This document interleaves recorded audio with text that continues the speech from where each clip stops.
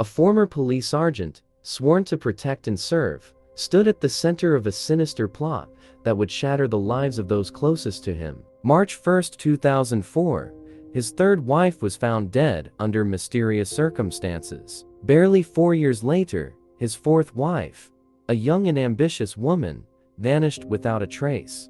But what's most chilling is that both women had told some friends and family before their death and disappearance that if anything were to happen to them, he would be the one responsible.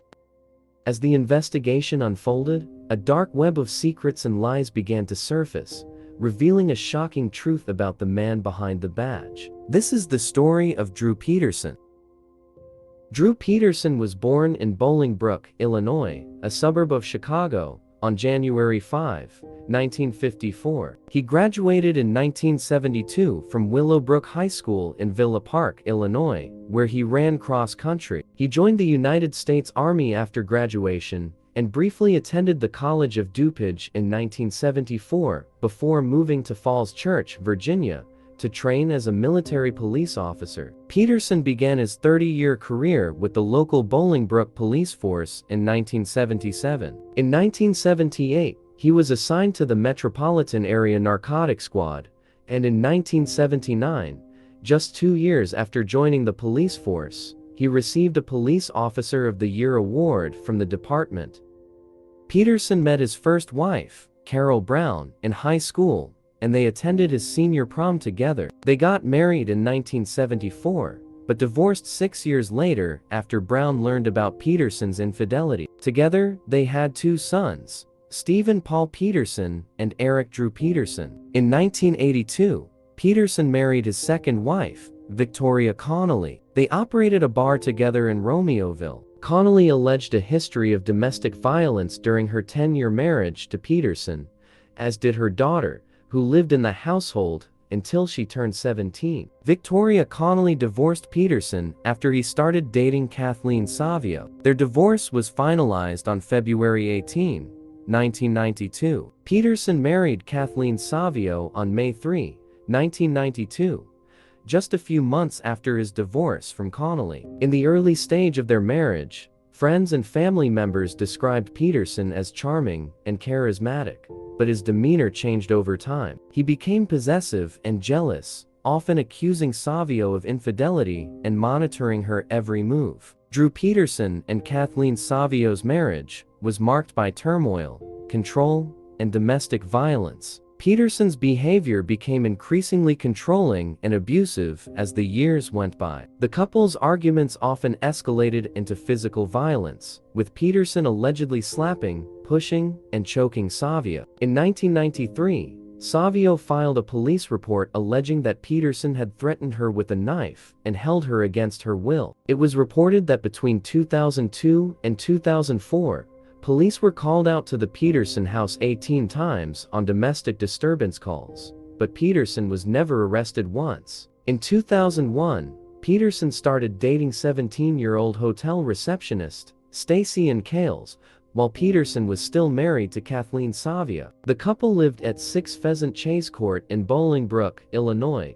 less than a mile from the home he formerly shared with Savio. As Drew Peterson's relationship with Stacy progressed, his marriage to Kathleen Savio continued to unravel. In 2002, Savio filed for divorce, citing irreconcilable differences. This decision was likely prompted by Peterson's open infidelity with Stacy. The divorce proceedings had significant financial implications for Peterson. Savio was seeking a substantial share of their marital assets, including their home, retirement accounts, and other investments. Peterson, who had a comfortable income as a police officer, stood to lose a considerable amount of money in the divorce settlement. Peterson didn't like the sound of that. On March 1, 2004, Savio's nude body was found in a dry bathtub in the master suite of the Pheasant Chase Drive residence. Savio's death was ruled an accidental drowning by a coroner's jury that included a police officer who personally knew Peterson and assured the other jurors that he was a good man who would never hurt his wife. Drew Peterson and Stacy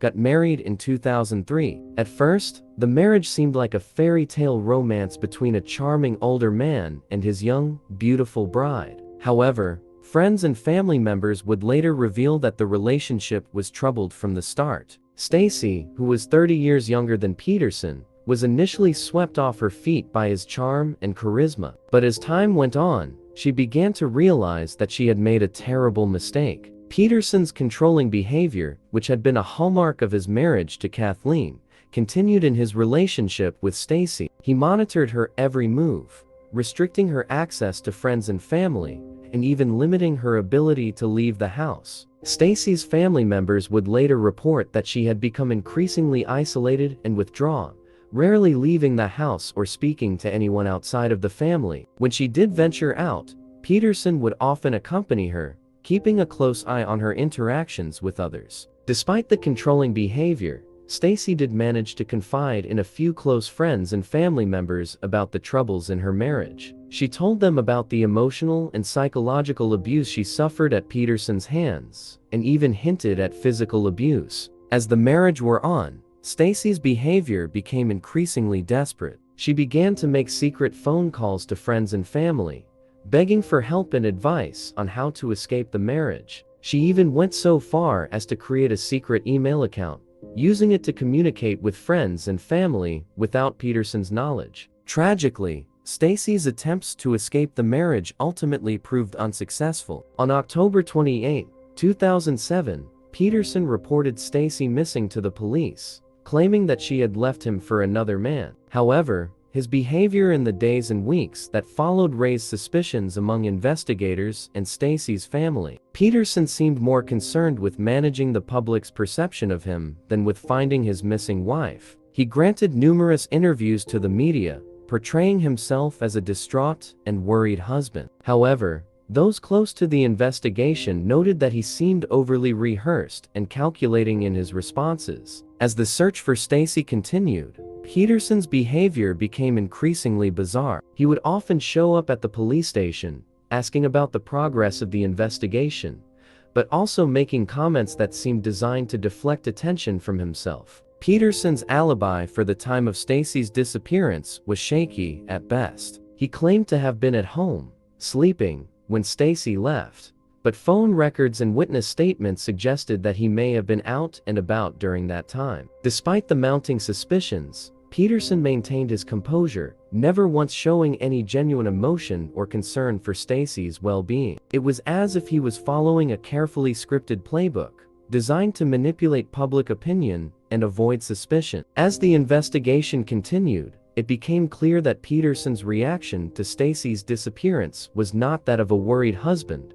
but rather that of a calculating and manipulative individual, determined to avoid accountability for his actions. Following Stacy Peterson's disappearance, Savio Peterson's death, which was initially ruled an accidental drowning, was reinvestigated. Savio's body was exhumed and underwent forensic examination on November 16, 2007. Michael Baden, a former New York City medical examiner who conducted the examination at the request of Savio's relatives and Fox News, concluded that she died of drowning following a struggle when her body was placed in the bathtub. Post-mortem photos showed extensive bruising and scraping to her back, torso, and face, as well as a large, unexplained gash in her scalp. On February 21, 2008, Will County State's Attorney James Glasgow announced that a pathologist had determined that Savio's death was a homicide. On May 7, 2009, Peterson was indicted by a Will County grand jury and arrested for the murder of Savio. Bail was set at $20 million. Unable to meet the bail condition, Peterson was stuck in prison. During the trial, Victoria Connolly, Peterson's second wife, told police that during their marriage, Peterson threatened to kill her and make it look like an accident. Reverend Neil Scory, a pastor at Stacy Peterson's church, reported that Stacy had told him that Drew had killed Savio and had made it look like an accident, and that she was afraid of her husband. Peterson's stepbrother, Thomas Morphy, mentioned helping Peterson carry a plastic container from Peterson's Bolingbrook home to his SUV, fearing he may have helped dispose off Stacy's body. On September 6, 2012, Peterson was found guilty of the premeditated murder of Savio. Jurors admitted that the most compelling evidence was based on the hearsay statements allowed under Drew's law. On February 21, 2013, Peterson was sentenced to 38 years in prison for the murder of his third wife. He was incarcerated at Menard Correctional Center in Chester, Illinois, but later moved to the Federal Correctional Institution, Terre Haute in Terre Haute, Indiana. On February 9, 2015, Peterson was charged with attempting to put a hit on James Glasgow, the Chicago area lead prosecutor in his murder trial, after a fellow inmate tipped off prosecutors to the plan and wore a wire to capture evidence against Peterson. In May 2016, he was found guilty of solicitation of murder and solicitation of murder for hire. He was subsequently sentenced to an additional 40 years in prison. In December 2019, Peterson was released from federal custody and transferred to a state facility outside of Illinois. His location is not being disclosed for security reasons. If you find this video enlightening, kindly give it a thumbs up and subscribe.